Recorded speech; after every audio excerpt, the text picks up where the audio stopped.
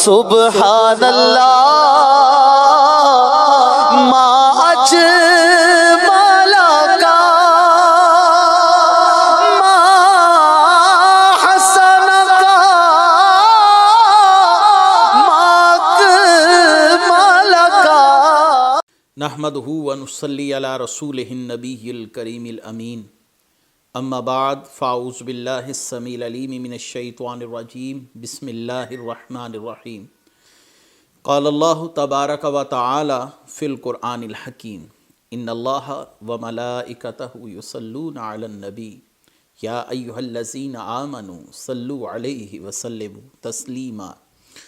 الصلاۃ والسلام علیک یا رسول اللہ وعلی آلک واصحابک یا نبی اللہ۔ اللہ تعالیٰ کی حمد و ثنا، جان عالم فخر موجودات حضرت محمد مصطفیٰ صلی اللہ علیہ وسلم اور آپ کے جمیع آل و اصحاب کی بارگاہ ناز میں درود و سلام کے نذرانوں کے بعد، سامعین عزیز قدر، میرے دینی اور یقینی دوستوں، بزرگوں اور بھائیوں، سرور کونین نبی مکرم جان عالم حضرت محمد مصطفیٰ صلی اللہ علیہ وسلم کی سیرت مبارکہ کے حوالے سے ہمارا سلسلہ سیرت بنام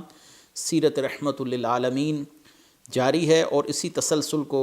اسی سلسلے کو آگے لیے بڑھیں گے۔ نبی کریم صلی اللہ علیہ وآلہ وسلم کے حوالے سے آپ نے سماعت کیا کہ رسول اللہ صلی اللہ علیہ وآلہ وسلم نے طائف کے مضبوط قلعوں کا محاصرہ کیا ہوا ہے، اور طائف کے ان قلعوں کا محاصرہ مسلمانوں کے لیے ایک طوالت والا معاملہ بنتا جا رہا ہے، کیونکہ مسلمان ہر طریقے سے طائف کے ان قلعوں میں داخل ہونے کی کوشش کر رہے ہیں، لیکن مسلمانوں کو کوئی خاطر خواہ کامیابی حاصل نہیں ہوئی۔ اسی اثناء میں سیدنا سلمان فارسی رضی اللہ تعالی عنہ آپ نے مشورہ دیا، یا رسول اللہ صلی اللہ علیہ وآلہ وسلم، طائف کے ان قلعوں کی مضبوط دیواروں کو مسمار کرنے کے لیے ہمیں منجنیق کا استعمال کرنا چاہیے۔ یہاں پر مورخین مختلف آرائیں رکھتے ہیں کہ منجنیق کیا سیدنا سلمان فارسی رضی اللہ تعالیٰ عنہ نے پہلی مرتبہ اپنے ہاتھ سے بنا کر رسول اللہ صلی اللہ علیہ وسلم کے لیے پیش کی، یا ایک روایت ہے یزید بن زمعہ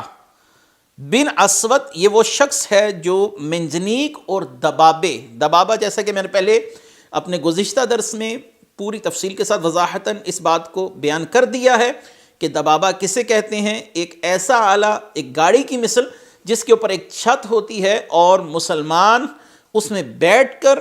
ان دیواروں کے قریب جاتے تھے اور اس چھت کی وجہ سے اوپر سے آنے والے تیروں سے محفوظ رہتے تھے۔ لیکن اب یہاں پر معاملہ کچھ تھوڑا سا اور ہو گیا۔ بہرحال سیدنا سلمان فارسی رضی اللہ تعالیٰ عنہ کی تجویز پر منجنیق سے بھاری کم پتھروں کو پھینکا گیا، جس سے کوئی خاطر خواہ کامیابی مسلمانوں کو حاصل نہ ہو سکی، کیونکہ طائف کے قلعوں کی دیواریں اتنی مضبوط بنائی گئی تھیں جنہیں ذرا سا بھی نقصان نہ پہنچ سکا۔ مسلمانوں نے دبابے کے ساتھ آگے جانے کی کوشش کی، لیکن ان لوگوں نے لوہے کی سلاخوں کو آگ میں سرخ کر دہکا کر ان کو سرخ کر ان دبابات پر پھینکا، جن میں بیٹھ کر مسلمان نقب لگانے کی کوشش کر رہے تھے۔ ان سرخ سلاخوں کے گرنے سے دبابوں کی چھتیں جل گئیں، مسلمانوں پر انہوں نے تیروں کی بارش شروع کر دی، لہٰذا مسلمانوں کے پاس پسپائی کے علاوہ کوئی دوسرا راستہ نہ تھا، یعنی مسلمانوں کو پیچھے ہٹنا پڑا۔ 40 روز تک لشکر اسلام نے یہ محاصرہ جاری رکھا، لیکن کوئی خاطر خواہ کامیابی کے آثار ظاہر نہ ہوئے۔ نبی کریم صلی اللہ علیہ وآلہ وسلم کی خواہش تھی کہ یہ لوگ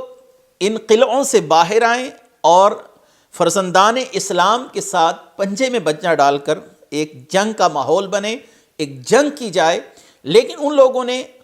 خوراک اور سامان رست اور اس طرح کی تمام جو چیزیں تھیں وہ اپنے ساتھ اپنے قلعوں کے اندر چھپا رکھی تھیں، جن سے وہ اپنی ضروریات پوری کر رہے تھے۔ تو بہرحال نبی کریم صلی اللہ علیہ وآلہ وسلم نے پھر حکم دیا کہ ان افراد کے زیر استعمال انگوروں کی بیلیں اور کھجوروں کے درختوں کو کاٹ دیا جائے۔ یہ چونکہ قلعوں سے باہر تھے باغات، تو جیسے ہی قبیلہ بنو ثقیف نے یہ سنا کہ رسول اللہ صلی اللہ علیہ وسلم کے حکم پر مجاہدین اسلام کھجوروں کی بیلیں اور انگوروں کی بیلیں اور کھجوروں کے جو درخت ہیں ان کو کاٹنے لگے ہیں، تو ان لوگوں نے ایک قاصد کے ذریعے عرض کی کہ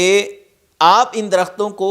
بالکل نہ کٹوائیے، اگر کل آپ کو فتح نصیب ہو تو یہ آپ کے زیر استعمال رہیں گے، نہیں تو کم از کم ہمارے استعمال کے لیے ان کو رہنے دیا جائے۔ اور رسول اللہ صلی اللہ علیہ وسلم کو اپنی قرابت داری کا واسطہ بھی دیا۔ تو یہاں پر آپ کے ذہنوں میں سوال آئے گا، یہ قرابت داری کیسی قرابت داری تھی کہ وہ اپنی رشتہ داری جو رسول اللہ صلی اللہ علیہ وسلم سے تھی ان کی؟ تو قبیلہ بنو ثقیف اس رشتہ داری کا حوالہ دے رہے ہیں۔ تو رشتہ داری یوں ہے کہ رسول اللہ صلی اللہ علیہ وسلم کی جو والدہ محترمہ تھی سیدہ آمنہ رضی اللہ تعالی عنہا، ان کی والدہ برہ بنت عبد العزیٰ، ان کی والدہ ام حمیب بنت اسد، یعنی نبی کریم صلی اللہ علیہ وآلہ وسلم کی نانی جان برہ بنت عبد العزیٰ بن قصی، ان کی والدہ ام حبیب بنت اسد، ام حبیب کی والدہ برہ بنت عوف، اور برہ کی والدہ کلابہ بنت حرس، اور کلابہ کی والدہ جو تھی ہند بنت یربو، یعنی پانچویں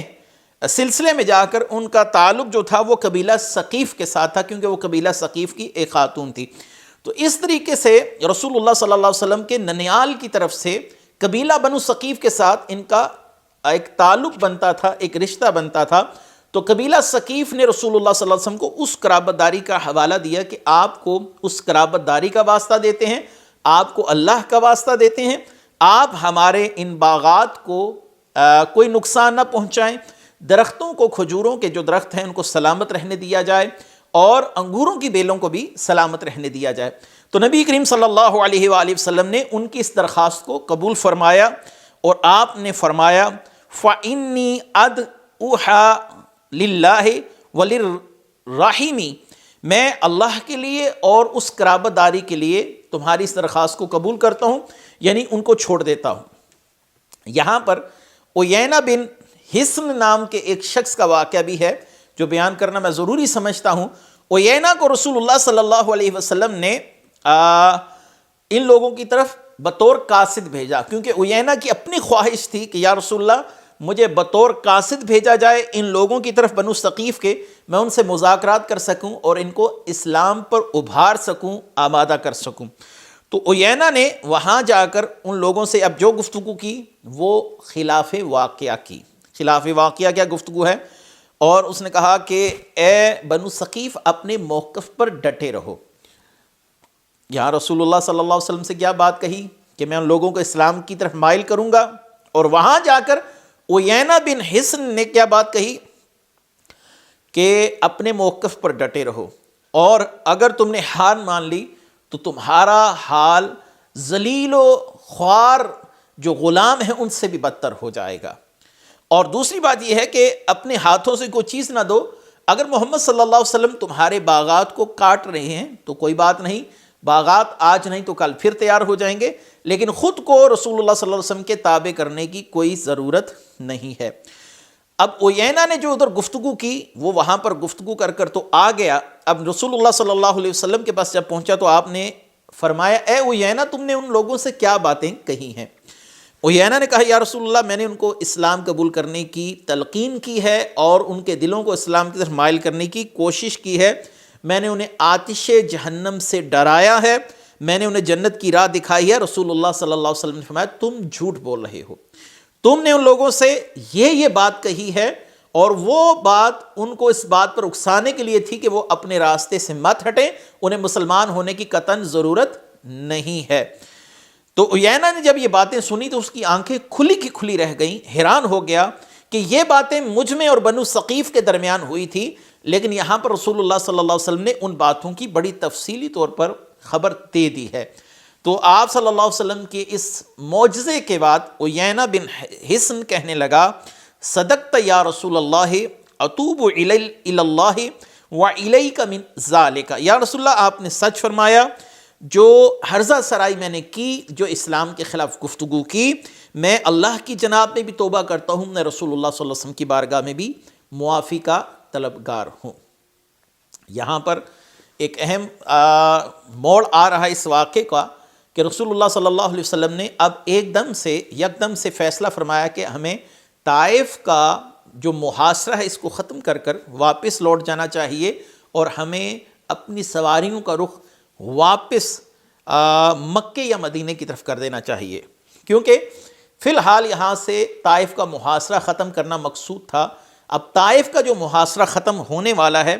اس کے اسباب اور محرکات کیا ہیں؟ یہاں پر لوگوں کے ذہنوں میں بہت سے سوالات اٹھتے ہیں کہ رسول اللہ صلی اللہ علیہ وسلم نے طائف کا محاصرہ بغیر فتح کے کیوں ترک کر دیا؟ آپ نے محاصرہ کیوں چھوڑ دیا؟ محاصرے کے چھوڑنے کے اسباب و محرکات کیا رہے ہوں گے؟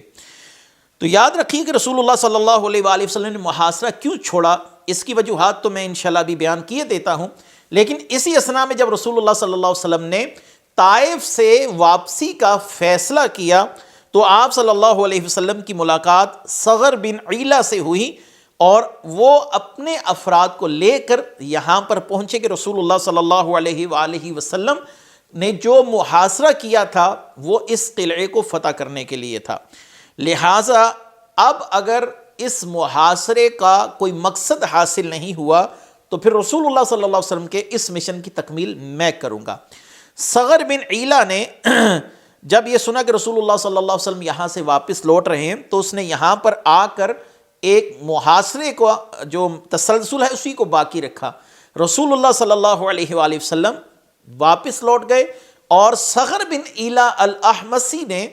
طائف کے ان قلعوں کا محاصرہ جاری رکھا، اور رسول اللہ صلی اللہ علیہ وآلہ وسلم کی بارگاہ میں عریضہ تحریر کیا، یعنی خط تحریر کیا، یا رسول اللہ، ثقیف نے حضور صلی اللہ علیہ وسلم کی اطاعت جب تک قبول نہ کی میں اس وقت تک اس محاصرے کو ختم نہیں کروں گا۔ لہٰذا رسول اللہ صلی اللہ علیہ وآلہ وسلم کو ایک وقت کے بعد عریضہ موصول ہوا کہ یا رسول اللہ صلی اللہ علیہ وسلم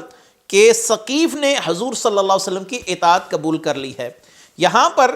ایک اہم بات ہے جو سمجھنے والی ہے، رسول اللہ صلی اللہ علیہ وسلم کی طرف سے حضرت ابوبکر صدیق گئے اور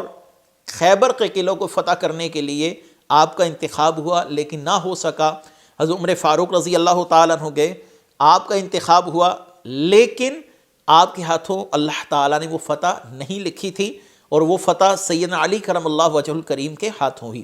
یہاں پر روافظ بہت سی حرزہ سرائی کرتے ہیں ان اکابر صحابہ کے لیے، دیکھیے کہ یہ لوگ فرار ہو گئے تھے، ناکام لوٹے، اور اللہ نے فتح سیدنا علی کرم اللہ وجہ الکریم کے ہاتھوں لکھی تھی۔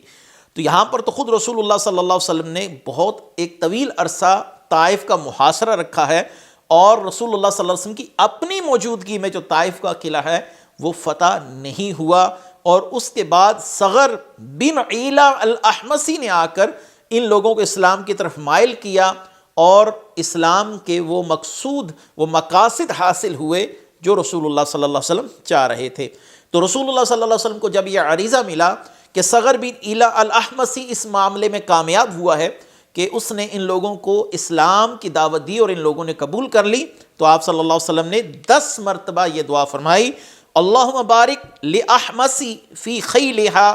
ورجالہا، اے اللہ احمس کے سواروں اور پیادوں کو برکتیں عطا فرما۔ تو آپ صلی اللہ علیہ وآلہ وسلم کی دعا صغر بن عیلہ الاحمسی کے لیے ہمیں مورخین کی کتب میں اور دیگر کتب احادیث میں ملتی ہے۔ اب یہاں پر اللہ تعالیٰ کی طرف سے ایک حکمت تھی، وہ کیا حکمت ہوگی؟ یاد رکھیے، علامہ راضی کا ایک جملہ بڑا اچھا ہے، مجھے بہت پسند آیا۔ آپ نے فرمایا اللہ اور اس کے رسول کی حکمتوں پر ایمان لانا ضروری ہے، لیکن ان کا جاننا ضروری نہیں ہے کہ وہ حکمتیں کیا رہی ہوں گی۔ بس یہ کہہ دینا کہ اللہ اور اس کے رسول کی کوئی حکمت رہی ہوگی، یہ ایک مسلمان کے لیے کافی ہے، لیکن وہ حکمت کیا رہی ہوگی اس کو کھرچنا، اس کی تہ میں جانے کی کوشش کرنا، یہ مسلمان کے لیے مناسب نہیں ہوتا۔ تو بہرحال رسول اللہ صلی اللہ علیہ وسلم نے صغر بن عیلہ الاحمسی کے لیے دعائے برکت فرمائی۔ جب یہ لوگ بارگاہ رسالت میں حاضر ہوئے تو مغیرہ بن شعبہ نے عرض کی، یا رسول اللہ صلی اللہ علیہ وسلم، صغر نے میری پھپھی کو قبضے میں لے رکھا ہے۔ مغیرہ بن شعبہ مشہور صحابی ہیں، تو انہوں نے اب شکایت کی، یہ جو صغر بن عیلہ الاحمسی ہے، میری پھپھی جو ہیں، والد کی بہن ہے مشیرہ، وہ اس کے قبضے میں ہے۔ تو رسول اللہ صلی اللہ علیہ وسلم نے اسے طلب کر کے سمجھایا، اے صغر، جب کوئی قوم اسلام قبول کر لیتی ہے تو ان کے خون اموال محفوظ ہو جاتے ہیں۔ تو صغر نے رسول اللہ صلی اللہ علیہ وسلم کے حکم پر سیدنا مغیرہ بن شعبہ رضی اللہ تعالیٰ عنہ کی پھوپھی کو واپس لوٹا دیا۔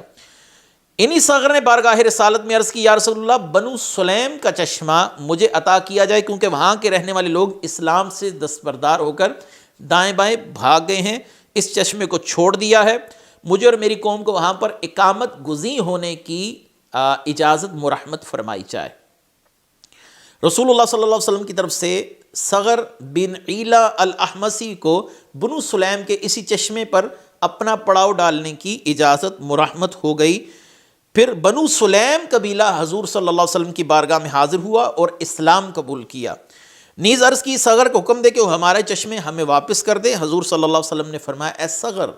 جب کوئی قوم اسلام قبول کرتی ہے تو ان کی جانیں اور مال محفوظ ہو جاتے ہیں، تم یہ چشمہ ان کو واپس کر دو۔ صغر نے حکم کی تعمیل کرتے ہوئے وہ چشمہ بھی بنو سلیم کو واپس لوٹا دیا۔ اب آتے ہیں اصل اس حکمت کی طرف جو مورخین کے ذہنوں میں آئی، اور اہل اسلام نے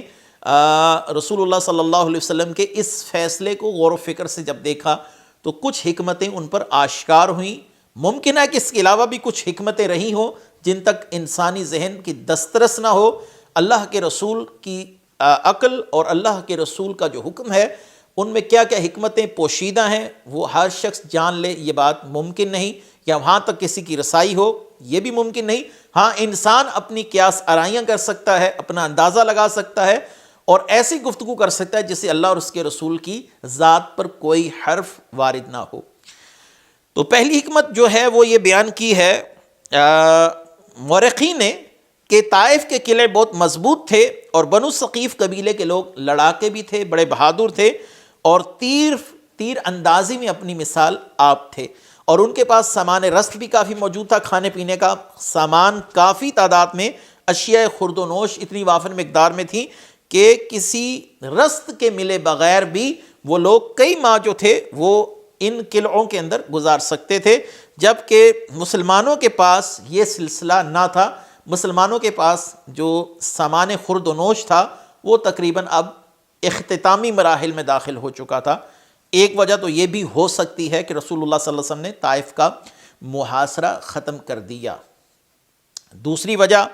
جنگی نقطہ نظر سے طائف کی بڑی اہمیت تھی، کسی وقت بھی اسلام کے خلاف قوتیں یہاں پر مجتمع ہو کر مسلمانوں کے لیے خطرے کا باعث ہو سکتی تھی، لیکن جب قبیلہ حوازن نے میدان جنگ میں شکست فاش کھائی اور مسلمانوں کے اخلاق حسنہ سے متاثر ہو کر اسلام قبول کیا تو بنو ثقیف کی کثیر التعداد لوگوں نے بھی اسلام قبول کر لیا، اور ان کے سپہ سالار اعلیٰ مالک بن عوف نے بھی رسول اللہ صلی اللہ علیہ وسلم کی غلامی کا طوق اپنی گردن میں ڈال دیا۔ لہٰذا اب طائف مسلمانوں کے لیے کوئی خطرے کا سبب نہ رہا، لہٰذا بنو ثقیف جو مسلمانوں کے لیے خطرے کا سبب ہو سکتے تھے، اب جب وہی اسلام قبول کر رہے ہیں تو رسول اللہ صلی اللہ علیہ وسلم نے محاصرہ ختم کرنے کے اندر ہی حکمت سمجھی۔ تیسری وجہ بھی ہو سکتی ہے اور یہ اہم وجہ ہے، اور اس وجہ کو آپ بنیادی وجہ بھی کہہ سکتے ہیں کہ ماہ شوال کا مہینہ وہ ختم ہونے والا تھا، اس کے بعد ماہ ذی قعدہ کا چاند طلوع ہونے والا تھا، اور یہ مسلمانوں کے لیے اور مشرقین کے لیے دونوں کے لیے حرمت والا مہینہ جو ہے اس کو تصور کیا جاتا تھا، اور اس میں اللہ تعالیٰ نے جنگ و قتال کو مسلمانوں کے لیے ممنوع قرار دیا۔ اس لیے اس ماہ کے چاند کے طلوع ہونے سے پہلے طائف کے حصار کو ختم کرنا رسول اللہ صلی اللہ علیہ وسلم کی طرف سے ضروری سمجھا گیا، یعنی حرمت کا مہینہ آنے والا ہے اور اس حرمت کے مہینے کے تقدس کو پیش نظر رکھتے ہوئے مسلمانوں نے محاصرہ ختم کر دیا۔ چوتھا یہ بھی ہے کہ مسلمانوں کو مدینہ طیبہ سے نکلے ہوئے کم و بیش 2 ماہ گزر چکے تھے، یعنی وہ وہاں سے نکلے اور پھر فتح مکہ ہوا، اور فتح مکہ کے بعد یک لخت غزوہ حنین کی صورتحال بن گئی۔ غزوہ حنین کے بعد اب مسلمانوں کو طائف کا محاصرہ کرنا پڑا، لہٰذا اب کچھ لوگوں کے دلوں میں خواہش تھی کہ اب اپنے گھروں میں لوٹا جائے، اپنے بیوی بچوں سے دوری کافی عرصہ ہو چکا تھا، لہٰذا رسول اللہ صلی اللہ علیہ وسلم نے انہی حکمتوں کے پیش نظر صحابہ اکرام کو محاصرہ ختم کرنے کی اجازت دی۔ یہ جو میں نے آخری وجہ بیان کی ہے، اس وجہ کی تائید جو ہے وہ حضرت ابو ہریرہ رضی اللہ تعالیٰ عنہ کی حدیث سے بھی ہوتی ہے کہ رسول اللہ صلی اللہ علیہ وسلم نے نوفل بن معاویہ الدیلمی کو بلا کر ان سے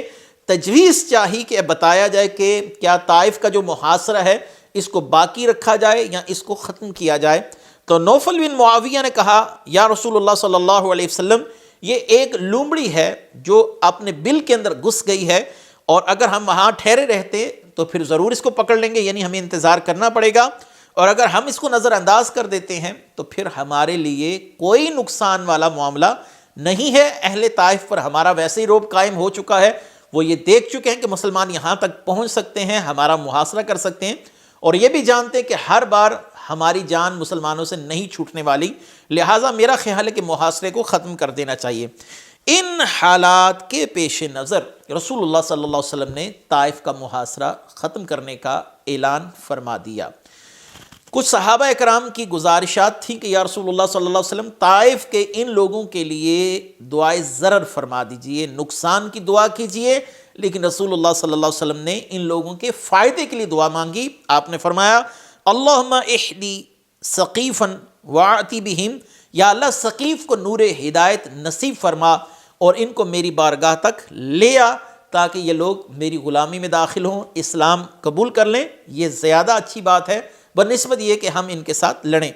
چنانچہ اللہ تعالیٰ نے اپنے حبیب کی التجا کو شرف قبولیت عطا فرمایا،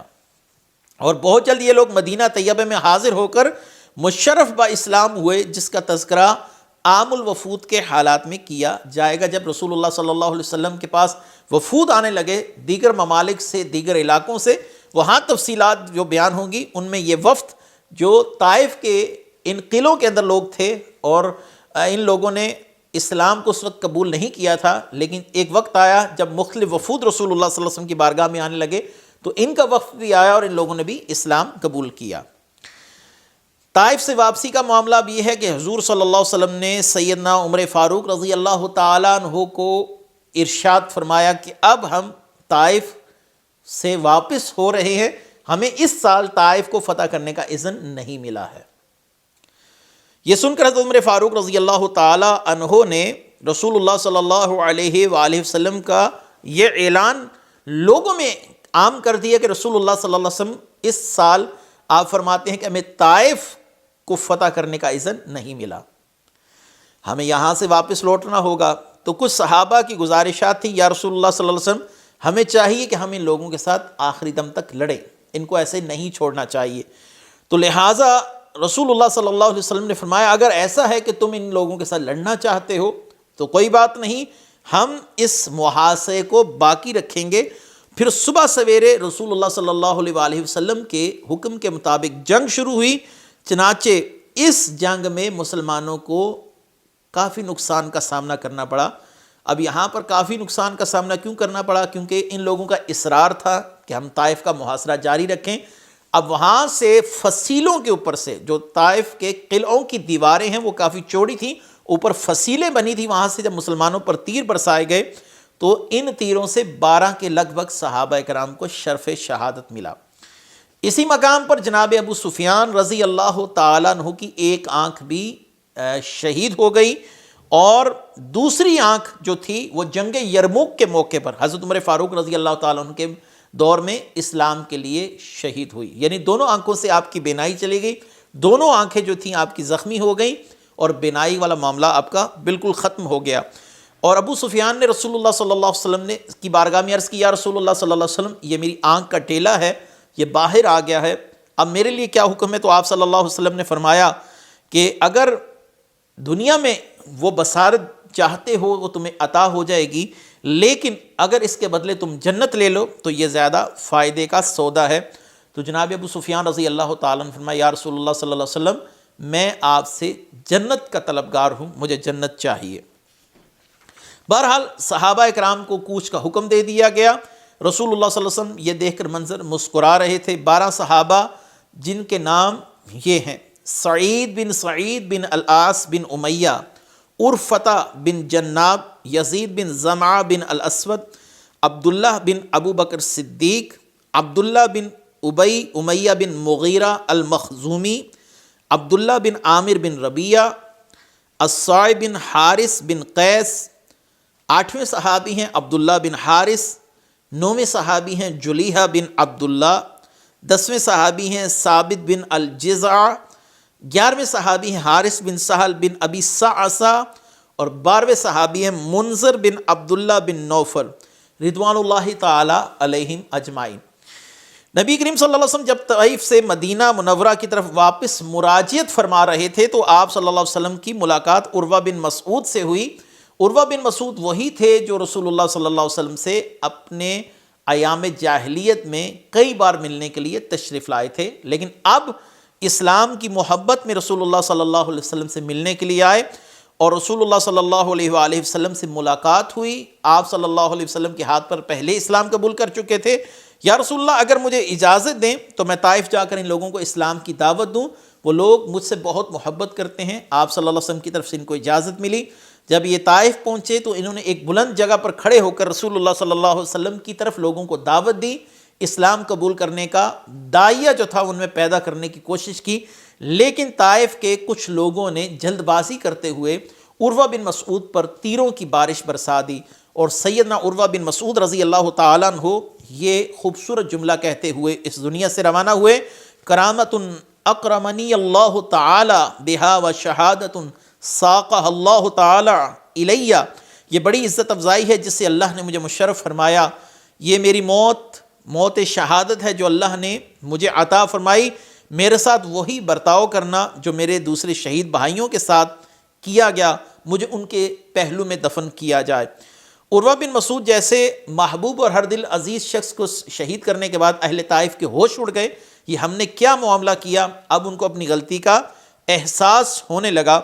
اور اہل طائف اب یہ سوچ رہے تھے کیونکہ طائف کے ارد گرد تمام لوگ اسلام قبول کر چکے ہیں، اب ہمارے پاس اسلام قبول کرنے کے علاوہ کوئی چارہ نہیں ہے، لہٰذا انہوں نے عبد یالیل کو ایک وفد کے ساتھ رسول اللہ صلی اللہ علیہ وسلم کی بارگاہ میں بھیجا، اور رسول اللہ صلی اللہ علیہ وسلم کی بارگاہ میں یہ وفد اس وقت پہنچا جب آپ صلی اللہ علیہ وسلم مدینہ پہنچ چکے تھے، اور اس وفد کی بارگاہ رسالت میں حاضری اور اس کے خوش آئین